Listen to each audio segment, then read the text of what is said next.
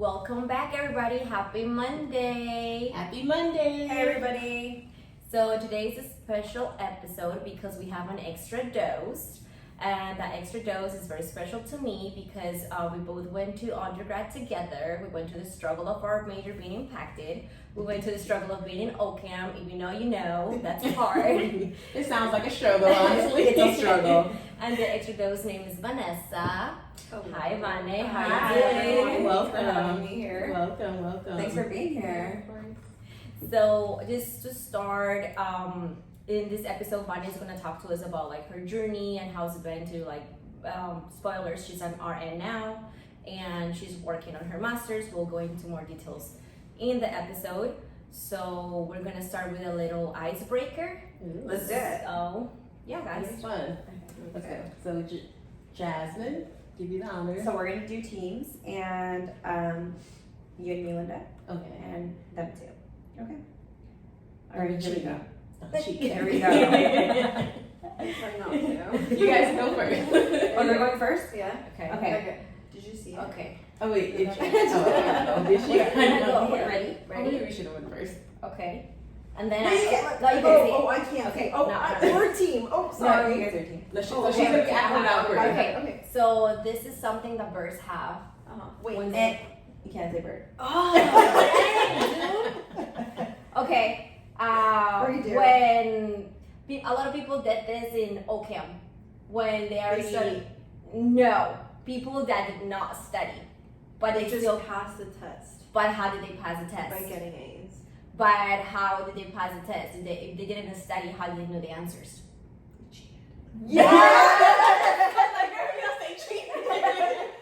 Okay.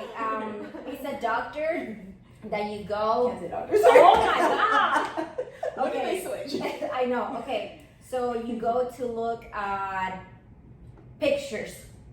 You go. This is oh my A god. museum. Some Some art show. no You were- around there. You were really good though. It was a museum. It's a gallery. Gallery. Oh, okay, that was same good. thing. Yeah. That was hard. Same, Oh, same, my This same. is hard. This is hard. Ready? Oh gosh, I hope so. Okay.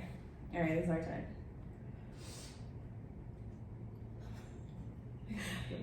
I'm nervous. Okay. Ooh. Okay.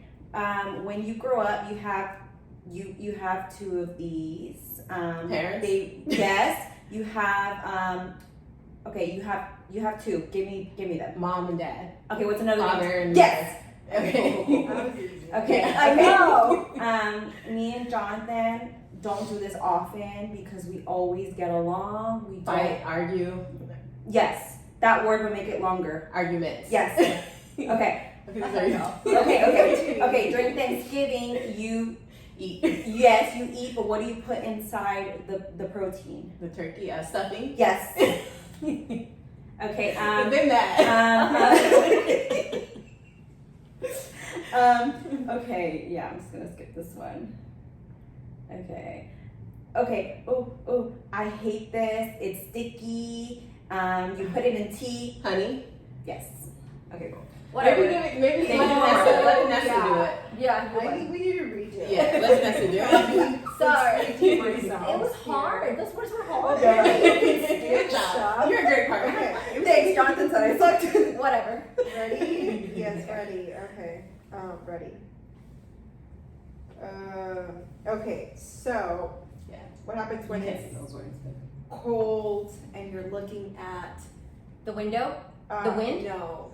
What it looks like outside, like Gluey. today it Gloomy? looks today in the news, what do they Weather. another word for you weather. already Oh, said. God. In the news, got it. No, I'm gonna skip that one. How do you skip? I don't know, just my face. Okay. No, skip. Okay, so you go to somewhere where you have fun The club. and they are playing You yes. can act some stuff out too. And they are playing something. Who plays it? The team. See, it's love, girl. Oh, a DJ. Oh my God. Okay, I give up. Okay, that was a good icebreaker. And the winning teams are Linda and Jasmine. Whatever, the words were easy. I'm sorry. They were kind of easy. I'm not gonna lie. Yeah. I feel like it was Yeah. way easier than you guys. I'm just really good at this game too, though. So I'll say Oh, that. maybe that's Yeah. why. I Yeah. think they practice. I never Yeah. played this before. Okay. No, I I was played good. this game multiple times, so that's probably why. Yeah. We'll train for next time. Definitely. We can have a little get together and play. Yeah. Yeah. All right, so let's get it. Okay. Let's start the episode. Let's get into it. Let's go. So, Vane, what got you interested in healthcare? Oof, in healthcare, I think there's so many answers to that. Really. I don't think there's like a straight answer to it, but I think if I can think of the one thing that got me interested in, it's just like my personal experience with healthcare and like the disparities that I witness in my own family. And then starting off with like my father who got sick in Mexico, we didn't have access to a cardiologist. He had a heart condition and heart problem. So we had to take him, well, I say we, but I really was like a few months old, so like maybe not even existent when this happened. So too young to even remember that, but I know my mom and my siblings had to take him to the city, which was like about an hour away from our hometown, just to see his specialist, so in this case a cardiologist.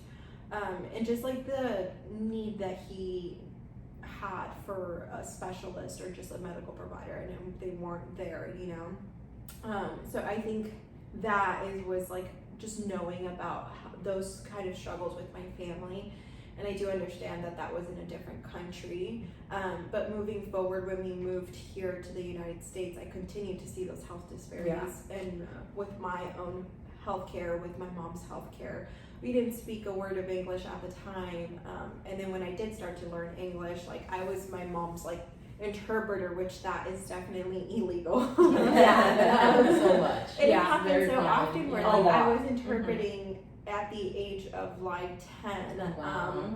And you know, my mom just like not receiving the adequate like education for diabetes, hypertension, and so many other health problems that she like encountered. I thought that was also something that I wanted to like address, and so I became interested in healthcare, and I think just through experiences like volunteering. I used to volunteer at hospitals, volunteer at clinics. I did some abroad volunteering as well. I kind of saw the trend of like health disparities among Latinos, and so now as a nurse, I still see them. But what I think it's so rewarding is that I am able to break some of those barriers, like even me being the one talking to my patients in Spanish and them understanding. I no longer have to interpret because I am the one giving this advice. I am the provider at this in this situation. So even breaking that language barrier, I know that like I am not God to fix all of our healthcare disparities in this country, but if I can do at least one, I think that's like really rewarding for me. And that makes a difference too, like having a provider who speaks the same language as you. I think there's also like this trust that develops too, you know? For sure. Because you're able to actually communicate what you need to them is really important.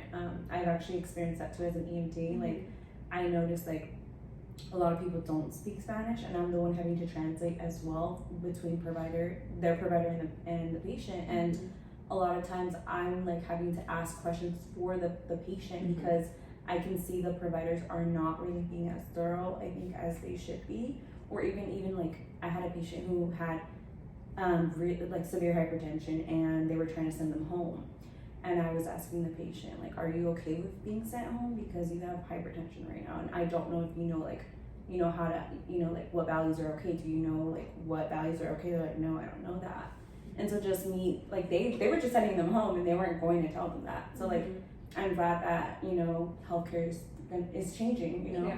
And you're able to like advocate for your patients. Yeah, of course. more. Mm-hmm. And then even like someone like you're in a sense representing, and in the sense that patients will be more comfortable seeing someone that can relate to you, talk the same, like speak the same language and everything. And then hopefully if there's more people that looks like us in a sense, because there's in reality there's not a lot of Black and brown people working in healthcare. But we are an example of, we're trying to make a difference, and I know you're making people proud right now. I know, honestly, So, just hearing that, like, that touched me, because I'm still on my journey, like, I'm not where I want to be, but I'm like, that made me just more excited for, like, the steps that, the future.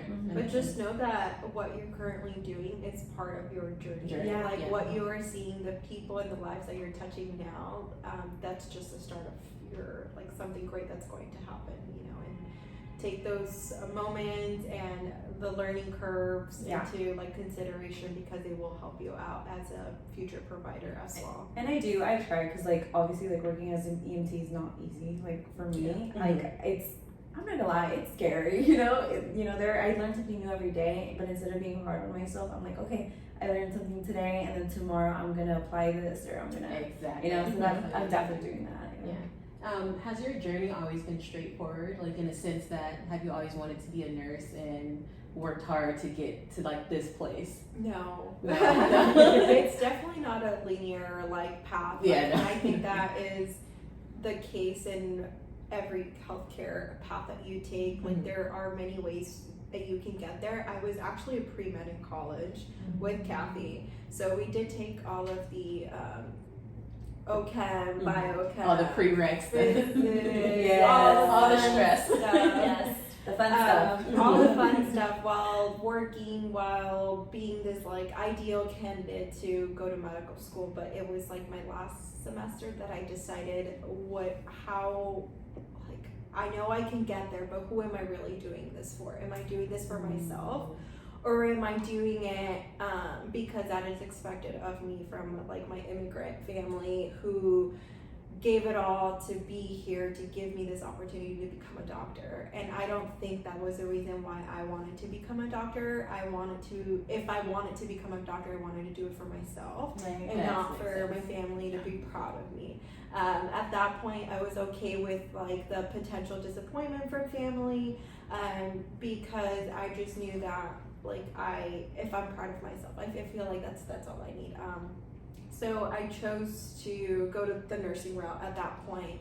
I knew I wanted to be somewhere in the healthcare world, so I thought, you know what, let me look and do some research. So I came across the nurse practitioner route, and at that point, I would have had to wait maybe like a year or so to apply to a straight entry level nurse practitioner program, either at Samuel Mary or at UCSF, because I wanted to stay locally in the Bay Area. So I came across USF, and USF was offering master's programs to get your MSN, and at the end you would become a nurse with a master's degree, and then I did more research of postmaster's programs. So I said, you know what, let me just give it a shot, let me apply. If I don't get it, then I will wait until the following cycle, I'll apply to UCSF. So I got in, and I was just so excited. I said, you know what, I'm just gonna start my career. So I did 2 years at USF, I got my MSN, and then I started working as a bedside nurse for, it's almost been 3 years now. And last year I got into the master's program for the NP route at UCSF. So that's what I'm currently doing now. So Congratulations. thank you. It wasn't a straightforward path. Yeah. I knew I wanted to become some sort of provider, wasn't too sure, but definitely not like a traditional way, which I also don't think there really is a traditional way to become a nurse practitioner. It's really not. So many different Our journeys were not straightforward at all. Yeah. Did you have like anyone did you know anyone, or did you have like a mentor? Did you know anyone who worked in healthcare? Yeah, so I think I kept myself pretty well connected, and not just with nurse practitioners, nurses, but I would reach out to doctors, I would reach out to so many different people, and I did so by getting myself involved in organizations. So like I did a volunteer organization, we traveled abroad. Through that organization, I met some really cool people, a lot of doctors, nurses, nurse practitioners. And then anyone that I would come across with, I would just like ask them like, hey, you're a nurse practitioner, like, can you tell me a little bit about your role? Like, can you give me some advice? I want to become a nurse practitioner. Like, what should I do? How do I get there? I would stay in contact with people, and I still do that. Like now that I am in a different role of being a nurse practitioner student, I keep in touch with my preceptors, with my classmates. I ask questions. I go to the providers. I'm like, I need to pick your brains. Like, what do I do? Help me. I want to get here. Yeah. So And I ask think- questions. Yeah. Ask questions. questions. Yeah. I've never been told like, no, get out of my face. Yeah. And I think for a lot of everybody- people too, it's just getting over that like little barrier of being shy to ask. Mhm. That's the Yeah. thing. Yeah. Yeah, and I always stress the importance of like keeping that connection and keeping the people around, because you never know in the future when you may need them, or just go like you're saying, if you ever had a question or just need advice, like, hey, Yeah. can you help me with this? And they're there to help you. If you don't keep those connections, then in a sense you're just gonna be by yourself and like trying to figure it out. So I love the fact that you do that. And I love that Yeah. we brought this up because I think a lot of people are going to realize like it's literally about who you know sometimes too. You just have to ask. A lot of the times it's like Yeah. about who you know. I always hear that, like you just Not ask. about what you know Yeah. till you know. Yeah, and I think that's something that I admire from you, because with Vanessa, it's like she's always so involved in like everything, like, and then I like that. That's something that I'm working on my like Same. with myself, Mhm. because I'm like, I'm scared to like for them to say no. But that's You know? the worst that can happen. And though, then is yeah, no. but then You know? Vanessa, I've seen her like in lives. I've seen her with different organizations. Yeah. She's always like speaking. She's always open to like, if you have questions, come to me. I'll answer them. And I really admire that from her, because she's always so like outgoing, like a go-getter, like she, you know. And I'm like, I wish I could do that. I know, to add on You to will. that, this is my first time meeting you, Yeah. but even following you on your social media, I picked that up from you, like the Yeah. confidence and you just even reaching out to us asking like, hey, I would love to be a guest on your podcast. Yeah. Me being a shy person, I would probably have never reached out to I'm a not group gonna lie, of I would have people. not done that. So the fact that you say like, hey, let me, kind of help educate other people, and I would love to be on your podcast. I love that. And my question is, have you always had that confidence? And No. Absolutely not. No. So how did you get here? Yeah, Like, what was the turning point? I need your help. Yeah. No, I was very shy. I was actually a very shy kid. I would Mind you, never have thought I that. didn't even speak English when I got to this country. Right. So that itself made me really shy amongst like people. Like people, like kids used to make fun of me for not pronouncing certain words Mhm. correctly. I do truly think that sports really got me like out there and out of my comfort zone. So I grew up playing soccer, so that really made me interact with so many different types of people.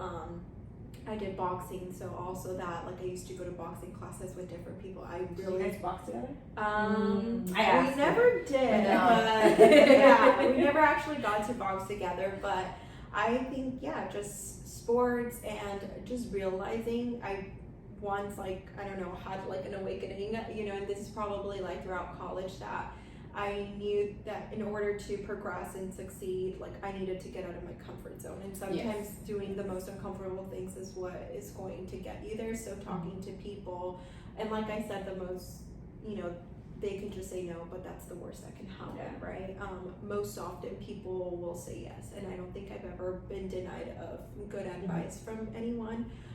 So moving forward, I told myself, I want to be that person. I want to be that educator. I want to, like, share my journey with others, because I know that some people are where I was a few years ago, where they were not sure. They're not sure where their life is going to take them, like where they're going to practice, whether they'll become a nurse or not. And, I just want to send out that message to people that, like, you can totally do it. And there are people out there that are so receptive towards, like, having students, like, shadow them or just, like, giving advice to students. Okay, I really love that. No, I love that too, because a lot of times it's just literally just getting over that fear. Getting out of your comfort and zone. honestly, getting out of your comfort zone, because you're right, that is literally the only way you're going to grow. And the saying is like, no one ever grows in their comfort zone. Like, in order to grow, you have to break free of that. So I love that. So what age did you get to this point? College. I feel College. like college is when I really had to step up, like, I realized how much it was going to take for me to get where I wanted to to be at. So joining organizations like that was really out of my comfort zone. I was like really shy, and I knew I wanted to volunteer, but also I wasn't sure that this is what I wanted to do. I got engraved in my head like, hey, you should become a doctor. You know, you have the opportunities, so why not do it? By my family. So I think that was all that I had. But I told myself, how do I know I want to become a doctor or a nurse if I don't put myself out there? So I shadowed so many people. I have shadowed a midwife, and I said, I don't want to do L&D. I shadowed a cardiologist, and I was like, that's really cool. But I am not going to school for 20 years of my life, so all power to you. I shadowed just so different specialties, FNP, a women's health and nurse practitioner, and then from there I was able to see what I actually liked and what I didn't like, and then now I know what I want to do. Even moving forward as an NP, like I know I want to work with pediatrics. I know I love cardiology, and that's something that I want to stick to. So I think that if I wouldn't have put myself out there, I would have still been trying to like figure out what specialty I wanted to pursue. That makes sense. And honestly, I do commend you because you mentioned this, like how everyone had a path for you, but you had to kind of follow your own path and kind of also like go against what everyone thought you should have done, and that to me that's really hard to do. I think that was my biggest challenge. That's what I was gonna ask. That was my biggest challenge. I think from the moment I graduated college, even until now, of like having a mom that doesn't understand what the nurse does in America versus what a nurse's like duties are in Mexico. It's two different roles, and there is much more autonomy in nursing in California because we have great laws that support us, and it varies by state. But I think just having cultural mom that it's either you become a lawyer, doctor, or something that it's known, versus like, hey, there's other fields, right, that also fulfilled the need of becoming a provider, like becoming a physician assistant, nurse practitioner, a nurse. There's a lot. There's so many. Nurse educator. There's just so many things out there. I think that was the hardest thing for me, just trying to explain to someone that didn't really know. But I got over that. I think that I told myself, I am the one putting the hours into studying. I am the one taking out these loans to become educated. Like, I can't run by like my future life and what I'm doing by someone else. I was literally about to ask you that. There had to be a point where you probably had to put everyone else's opinions to the side. And with all due respect, you brought me to this country, and I thank you so much for it. But it was to a point where I said, I need to do what's best for me, and that was going into nursing. And I don't regret a bit of, like, 1 ounce of it. I think I made the right choice for myself. I love what I do. It can be very draining sometimes, physically, mentally, and now being a student, it's also very physically and mentally draining. But this is what the right thing for me was, and whether someone is proud of you or not, it's not going to make it or break it. As long as you know that this is the right path for you, that's all you need to hang on to, because you can have a group of people who will be at your corner and cheer you on, and I feel like I still have those individuals, and that is like my friends, my partner, my brothers, who are now educated and they know the different roles, and they see how much I do, and they see how happy I am doing it. But then there's that one person who expected me to become a doctor. It's always that one person. It's just that one person. But I got over it. I think I got over it. She probably got over it, and I can't thank her enough for pushing me to go to college and go that route, because it led me to this route as well as becoming a future nurse practitioner. So yeah. I love it. So go ahead. So when you so you right now you're working and you're going to school. Correct. Yes. How do you balance that? So I'm working. It's hard, yeah. So I'm working 2 days a week. My job allowed me to work part time, which is really, it's great. It has been amazing. So I work 2 12-hour shifts in a week, and then I have clinicals once a week for now. And then the rest of my days I spend them like either studying, going to class. How do I balance it? I think I have such a different approach now that I am in this master's program versus when I was at USF getting my MSN, or even in college where like there was no life but to become whatever I wanted to become. Right. And I guess I have just a different approach. Like, I have a career. You know? really I really have a career. I am advancing my career.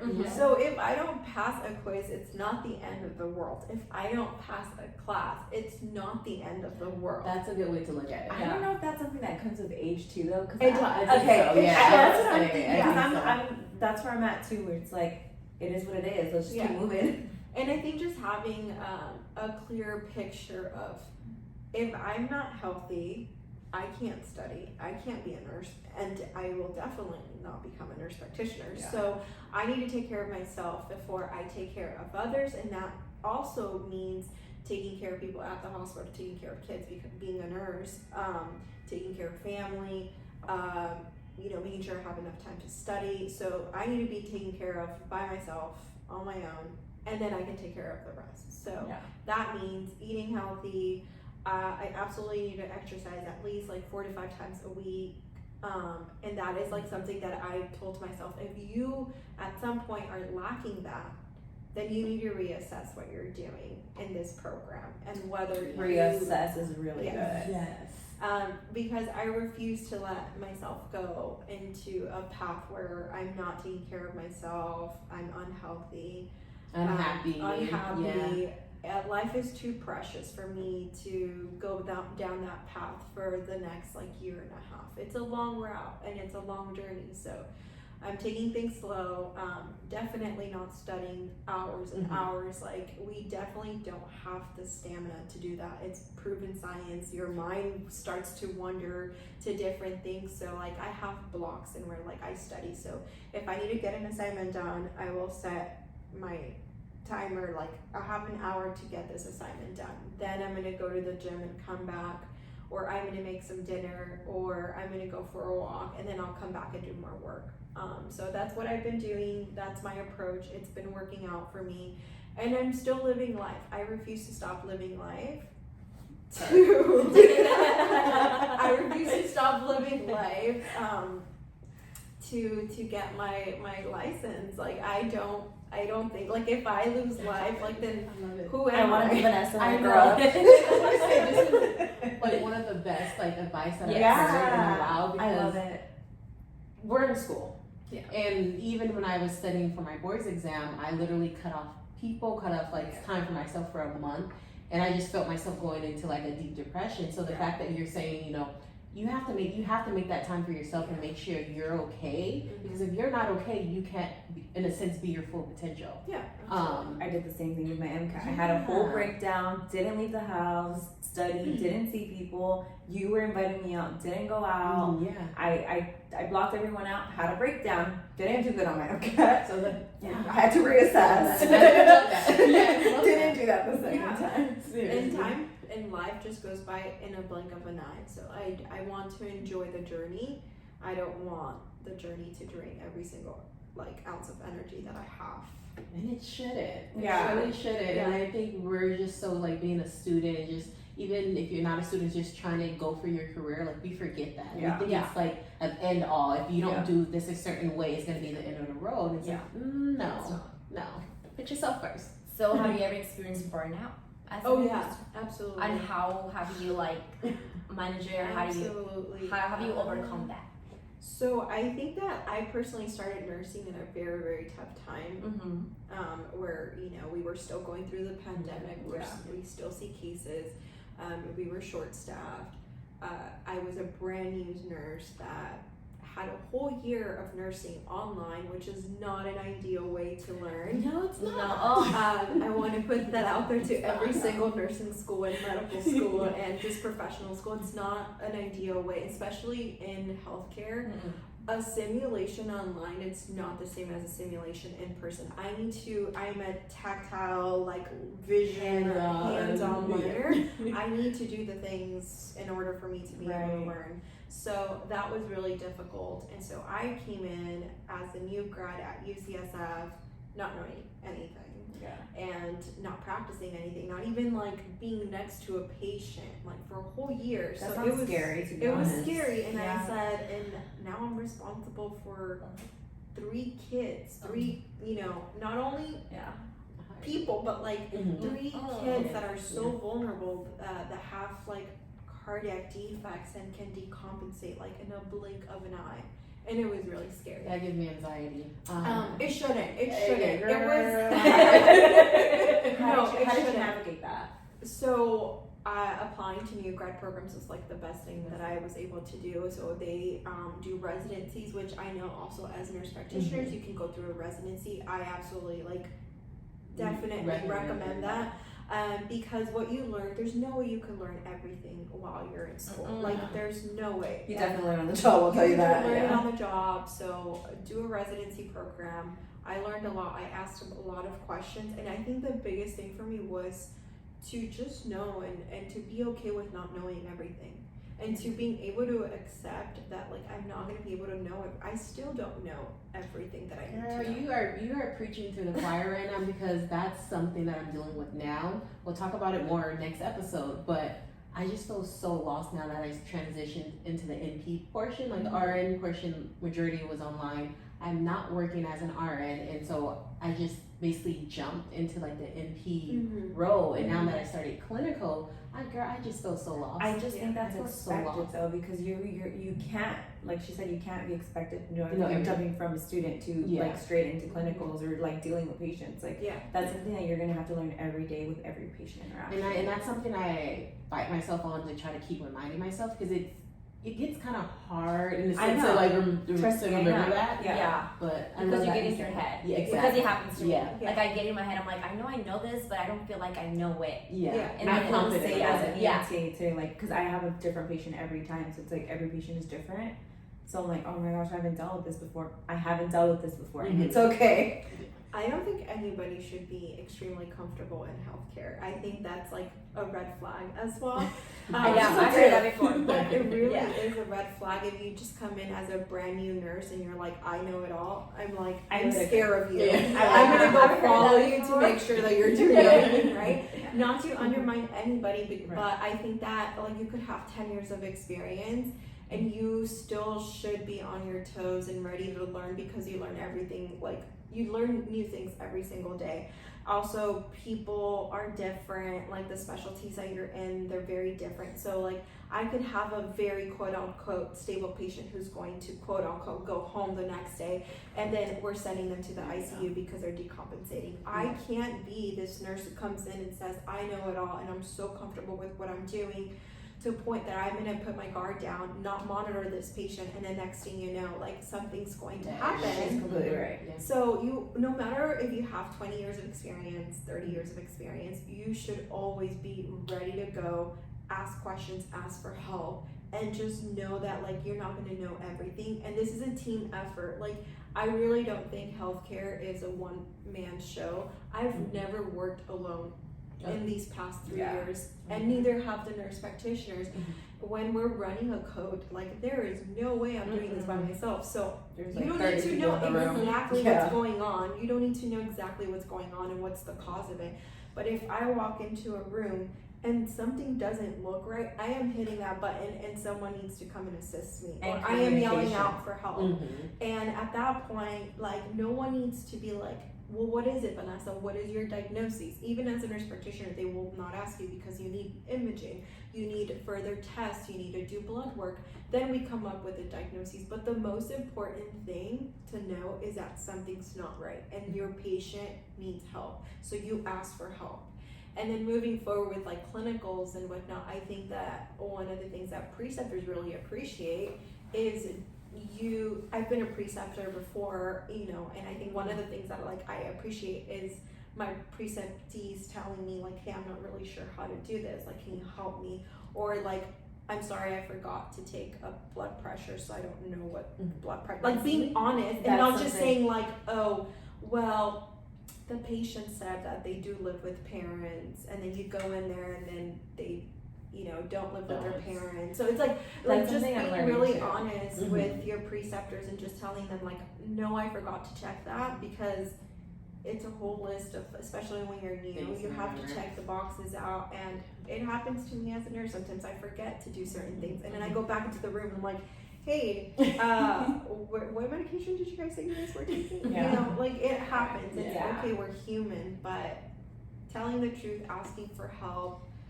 and then just like knowing when things are just not going, just trusting your gut. I would say that is the biggest thing that I have learned in nursing. So after you graduated as a new nurse, which department did you get into? I I work at a transitional care unit in a cardiac, so it's a cardiac step down unit. So I work with kids that are born with congenital heart defects, and I usually take care of them pre-op or post-op. So we deal with a lot of post-op complications. Our patients are very critical. They can get really sick really fast. So like I said, you always have to be on your toes, no matter how quote unquote chill of a day it is. We actually don't even say that word. Yeah, like I never say that. Yeah. So I remember when I was precepting, and I was like, oh, this is a slow, nice, chill day. Like, never say that. We never say that. There's switching hours out of every hour. Like, so you can't really say that. Do not say. Learn that in the ED. Yeah. When they're like, do not say that. I'm like, but is it? I'm not gonna say it. Just stop right there. Do not. Don't say it. Don't dare say it. You're for sure get the evil looks. So have you had like a student nurses like shadowing you as a nurse? I have. So if you how guys is are it? more than welcome to come and shadow if you want. And I don't know, maybe you would like Yeah. a role as an NP in a cardiology unit. Yeah, I did have a pre-nursing student actually recently come and shadow me, and this was like her very first time she ever shadowed a nurse. Very first time being like in a like kind of like in a critical care setting. So that was really different for her. What I was like, I don't know, surprised by, she stayed the whole 12 hours. I was like, are you sure you don't want to go home? This is a very long shift. But she was just so excited, so eager to learn. And I was like, oh my God, I was just there like not too long ago. Like it made me really happy to know that like people are so excited to learn. But yes, she came and shadowed me. And I got a really sweet message from her thanking me for the opportunity, and her telling me that she loved cardiology and she wants to work with the pediatric population. So it's like, okay, this is, to me, that's like rewarding, right? Yeah, To, it really is. to show someone what I'm doing. So yeah, you guys are always welcome to come in and see what I'm doing. And Thank rewarding you. because you were there, you know. What was that? And rewarding because you were there too, and now look at you. Yeah. Literally in there in the same position that she was in. So I have a question, because this is what I've heard. I don't know if it's true because I haven't looked for a job, but I've heard that the majority of times new nurses usually go through med search. Mm-hmm. Power to the people that could do med search, Mm-hmm. because I can't. Yes. I know what you can and can't do. Yes. Yeah. But for me, as a new nurse, as a new grad, and hopefully I pass my NCLEX and get my license. You will. What are some tips that you like could give me or give anybody that's listening, to like get like work in your resume? Like, what's something that you should be like, oh, Kathy, I think you should do this. I think you should do this. If you want to go into like a different department, I think you should work on this. Yeah. What are some tips that you could give? I think like if you really do know what you want to go into, what specialty, well, one, I would say shadow, because then how do you know if you actually haven't been in that setting? But if you do find that specialty that really speaks to your heart, I would say either continue to shadow. There are like nurse externships that you can do. You can also work as a patient care assistant while you're in school in that particular department, so that one, you can build connections with that department. But going back to the like med surg and people starting at med surg, I think that's a misconception. I think that if you want to work in cardiology, like you can go straight into cardiology. If you want to work in the PICU or any sort of ICU, you can for sure go straight to an ICU. But I do definitely think people should do new grad programs or new grad residencies for nurse practitioners and nurses, so that you can really get trained for that very specialized field, because they're very, very specialized. Like cardiac is extremely specialized. And the training depends upon the specialty. Yes. So like the cardiac ICU will be different than like a step down. There are very, very like a lot of similarities, like the physiology, anatomy and stuff like doesn't change, and the surgeries and procedures that we do. But when you're dealing with like a patient that is like intubated versus one that's not, or like a patient who is like very, very sick, you have to have different skill sets to be able to do that. So I think for resumes, I would really recommend shadowing. I would recommend either working in that specific specialty if you can. I know that like you can be really busy when it comes to school, and just being a human being like life can get in the way. So like if you can, there are like per diem jobs that you can work a few times a month, so that you can at least like not so much for the money, but just for the exposure. Experience. And then one other thing I recommend is before you guys apply, definitely run your resume by someone. Like have someone look at your resume and your cover letters. Your have someone like go over like interview questions with you and do like a mock interview, because I think that's one of the things that really helped me get a job. Is there any particular website that you use like to like find these mock interview practice questions or? No. So I did hire a nurse who has a business and she is a coach. I'm trying to do something similar to that, hopefully soon. You should. You should, yeah. Coming up. So I have some like questions that I have saved in the past from other interviews that I've done in different hospitals, but I definitely think that one thing that you always want to look at is a mission statement of the hospital, and then have patient scenarios in your head, whether it's from clinicals or your job that you can speak about, because there will be like general questions of like, tell me about a time that you provided compassionate care for a patient. And sometimes like there's so many different, you're like, I'm compassionate to everyone. Think of that moment of the I completely understand. I understand have exactly something what you're written saying. down, so that in the moment in your interview you're like, well, I'm in a for instance, I used a lot of like our experience when we went to Panama and Honduras and all of that. So I use a lot of those scenarios because they really speak to my heart, and like I think that that's kind of like what I had. I went through school through the pandemic, so I didn't have a lot of exposure, but anything that you can think of, you being in a clinic and you helped someone like translate or whatever it is, but having that specific scenarios. So that like your head doesn't, just like, because you're going to be searching for it. And then I think it's a good way to keep yourself organized. But the most important thing is to sell yourself in that interview, and you tell them why you're the perfect candidate for that hospital. So so every question ended with why they should choose you as a nurse practitioner or a nurse to work for that hospital. So if I say like, I'm compassionate because this is the scenario that I went through, and then I will end my the question or the answer with, and this is why I fit with the goals of UCSF stand for or whatever, and this is why I'm a great candidate for this position.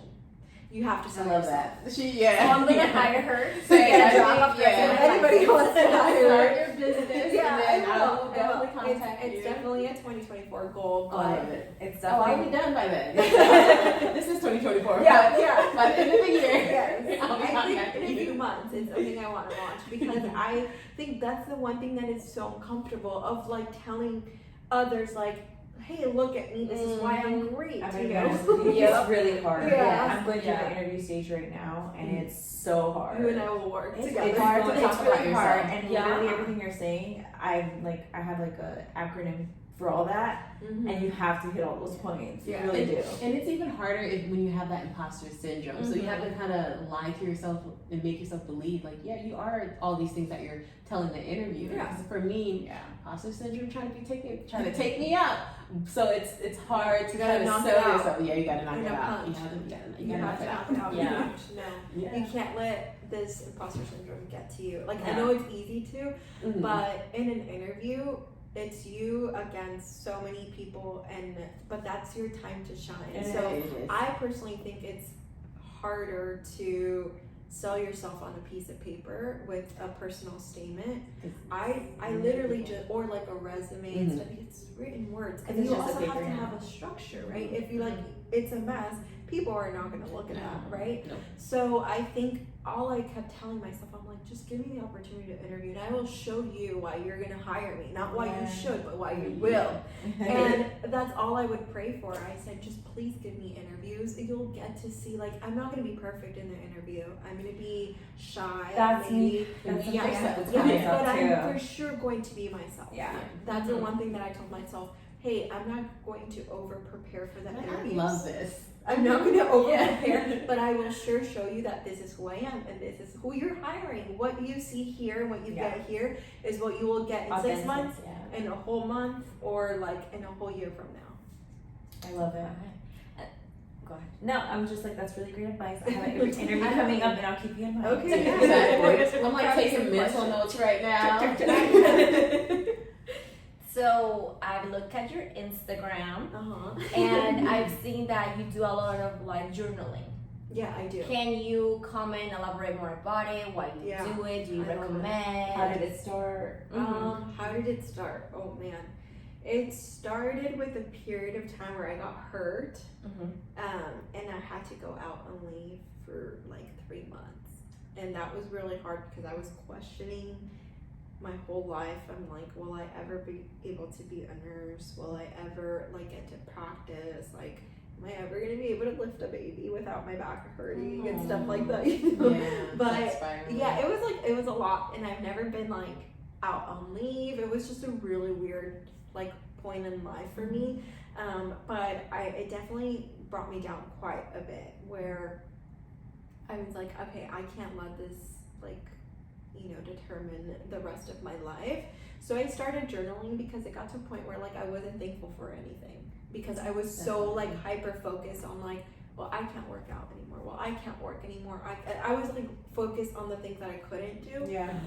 So then I got this journal because I said, there's so many things to be thankful of. Like, you're alive, you can walk, you can speak, you can read, you have a beautiful mind, you can be like, creative. There's so much more. And that's when I realized there's so much more than being a nurse, right? Yeah. So I started journaling, and now I just like pick it up and I think of like just the simplest things that I'm thankful for, like this coffee that is so good. I'm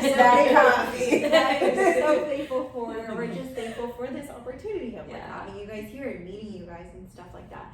And I think that also gave me another perspective of like, there's always something to be thankful for, and even if you're going through a hardship, you're going through some stress, depression, anxiety, whatever it is that you're going through, there's always something to be thankful for.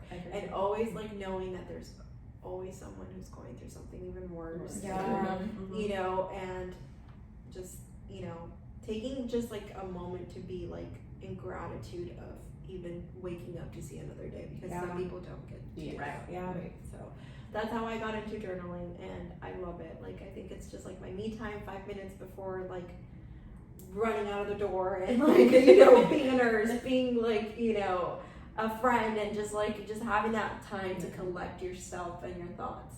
So is that a daily routine? So what does your daily routine What look is like? my daily I love that. I think some it advice. varies. So like, okay, yeah, that is part of my daily routine. I get my coffee, and then I just journal for like at least 5 minutes or 10 minutes.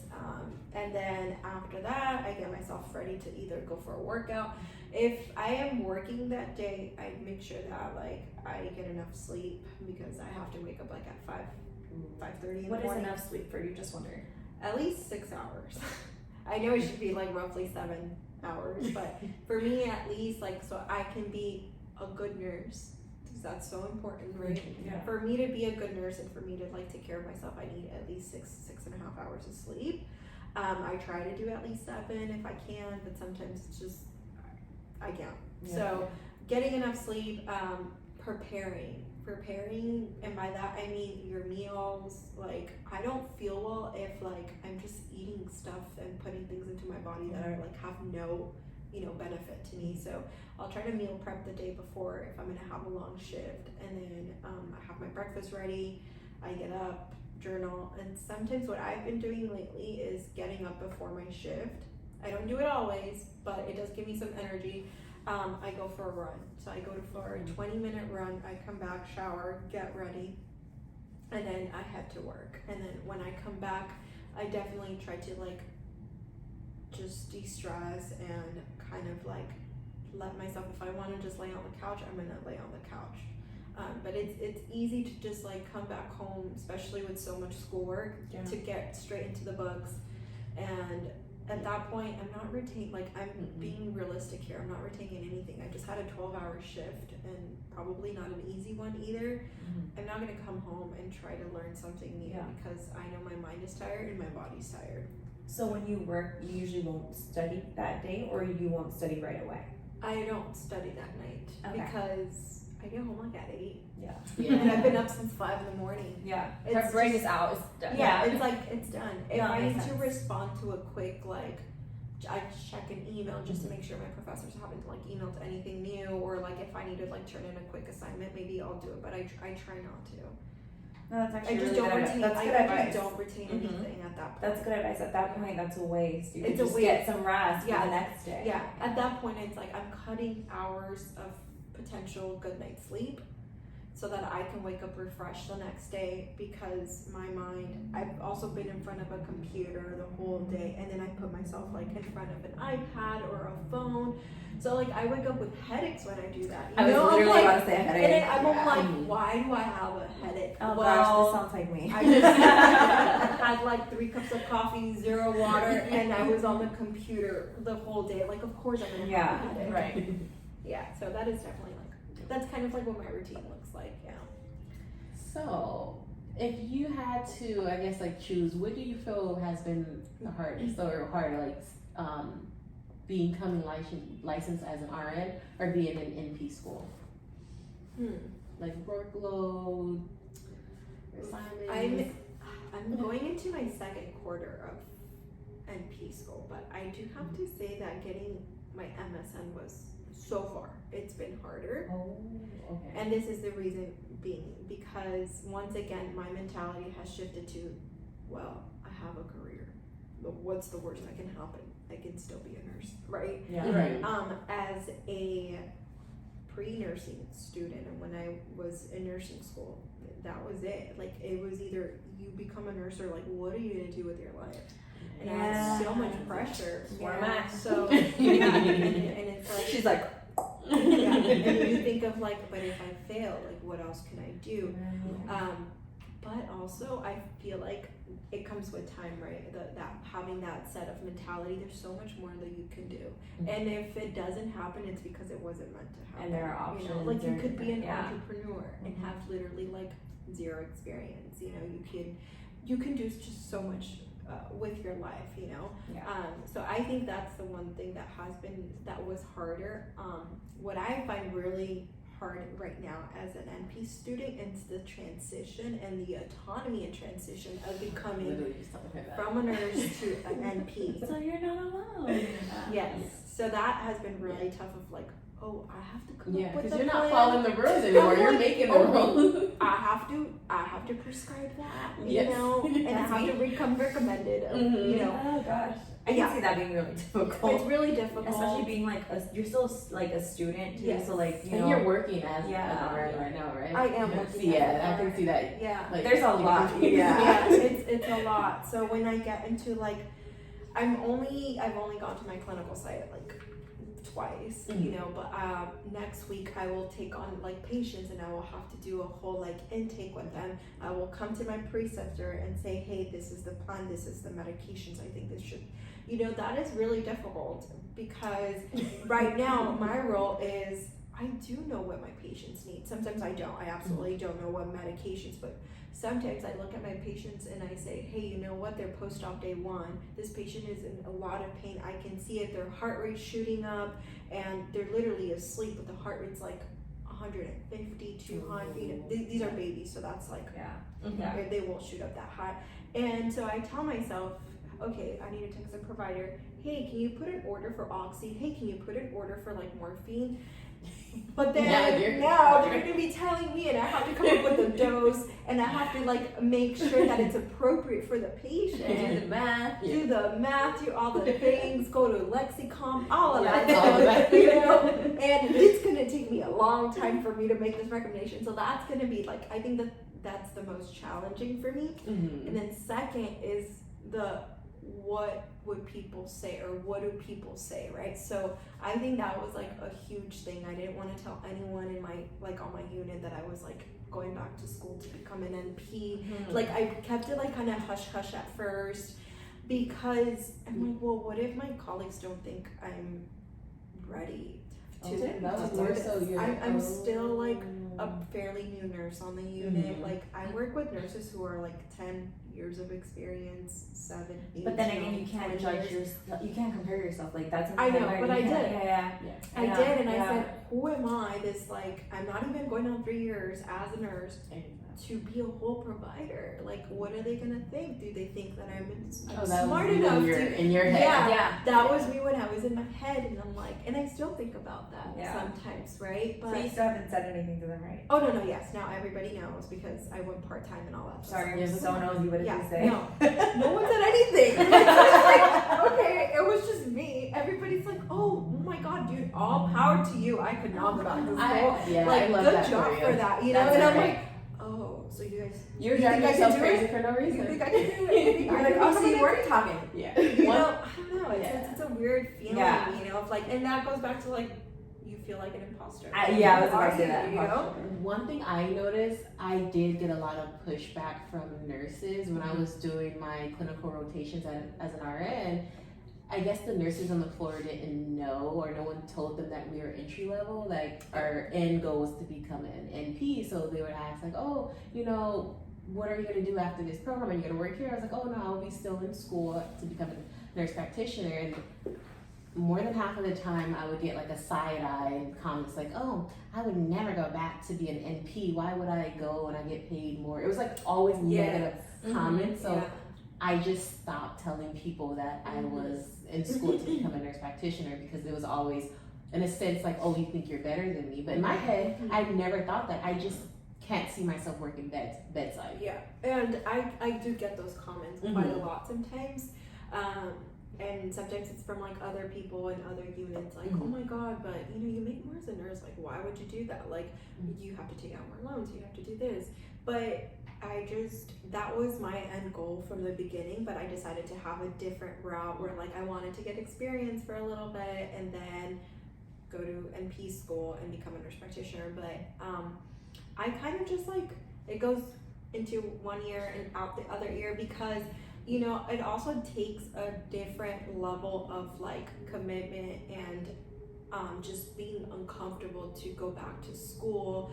So one, taking a pay cut because you're not working full time anymore. Like you can get real comfortable with like working nights, you know, you get a really nice differential. If sometimes I'll like stay for a 16-hour shift, I'm like, yes, double pay. Like, hell yeah, I'm making making really good money, you know. But it if that's not your end goal, like it's not all about money. It's about like doing what you wanted to do. So and this is the reason why I had to push myself. Otherwise, I was just going to get stuck in that comfort zone, and you know, I wouldn't have applied to NP school. At the end of the day, you gotta literally just let it go in and out because if that's what you want to do, that's what you want to do. You know, and realize there will always be someone that has to say something about something. So at the end of the day, just do what makes you happy and go that direction because you can't please everyone. No, That's one thing I learned. That's Like, what you I can't learned. please anyone. So I'm curious. What has been like the funny story that you have that has happened to either as a new nurse when you first graduated, like on the floor that you were like, oh my god, or in So clinicals? many. Like what was like the funniest? There's so many, but I think the one that I can think of is I was feeding the bed instead of the patient. Oh no! Oh, that was so embarrassing. And I mean, so many things like that will happen. But I'm so hard on myself where I'm like, what the heck, Vanessa? What did you do? So I was starting a feed. Most of our kids, I say our kids because they become my babies too, and I love them so much, and I get so attached to them. But so most of our kiddos after cardiac surgery, they have a lot of feeding intolerance, so they have to have either NG tubes or G tubes. Most of them don't really eat by mouth after cardiac surgery. So anyway, so there's a lot of feeding pumps that we guys are doing enteral feeds. So then I go and I start my feed, and I mean I saw the connection to the G tube, but should have checked the patient and to make sure that it was screwed into the extension piece of the G tube. So then I go click, and I start my feed. I'm like, good, take a set of vitals, and then I leave because I had to do the same thing for another patient, and then I had a third patient to feed. So then I come back, I forgot why I came back, but I came back and then I see something leaking on the bed and I was like, oh my god, why is it leaking? So then I uncover the baby and I'm like, oh, I'm feeding the bed. It's literally on the bed, full feed, and I'm like, oh my god, so embarrassing. And then I go get my preceptor because obviously I don't know what to do. Other than okay, well, stop the feed, Vanessa, change the sheets, and then start the feed again. Right. But obviously, as a new grad, you don't think about that. You're you're freaking out. No, yeah. I'm oh my god. At the moment, though, you felt dumb, right? Oh yeah, for sure. But then now you're never doing that again. Yes. And if you do, you're human. Yeah. And my preceptor, she was amazing. She's like, oh dude, I've done that. Oh. More than once. Oh. She's like, it's okay. We're just change the baby, change everything, and then restart the feeds. It's not the end of the world. Yeah, we're human. And there's just, it's nursing or bedside nursing is so task oriented sometimes where you have a million things to do and sometimes things happen, where you're not perfect. Yeah. So, That's but that hasn't happened since then. So. Okay. So she learned from it. Disclaimer. I'm like, okay, it's fasting. Okay, you're good. All right, I'll be right back. No, we're human. We're gonna learn, make mistakes every day, and that's just the way it is. Yeah. So this concludes the episode, guys. Thank you. So where can we find you? Oh, Let the listeners know. Okay. Your socials. Yeah. So I have this is a public page that I ideally would want people to follow me in, but it's called Project NP underscore. Is it an underscore under dash? Whatever that is. Underscore. So Project NP underscore. It was just, I don't know if it's a clever name, but it's a project because it's truly a project to become a healthcare provider. So I'm working on this project. I love that. Can I follow you? Yes. On Instagram, right? On Instagram. Yes, she's on Instagram. Go ahead, follow, like. We help with those interviews. You know where to go. Yes. Thank you guys for having me. Yeah, Thank you for being here. Thank you for being here. I learned a lot too. Yes. Yeah, you used to help me a lot with this. Yes, episode. same. Yeah. I'm like, okay, I need to work on a lot of stuff. Yeah. I'm like, I'm gonna keep her around. But thank you for opening up space in your busy schedule because I know you're busy. Yeah. And for having us at your home. Thank you so much. Of course, no problem. And guys, so I hope you guys learned something and you guys take some notes. And if you guys need help with interviews, you guys know where to go. Project NP underscore at Instagram. So this is it. Bye. Thanks for listening to this episode of PD3 with your hosts Linda, Jasmine, and Kathy. Make sure you like, comment, and subscribe at a potent dose of 3 so that you never miss an episode and your weekly dose.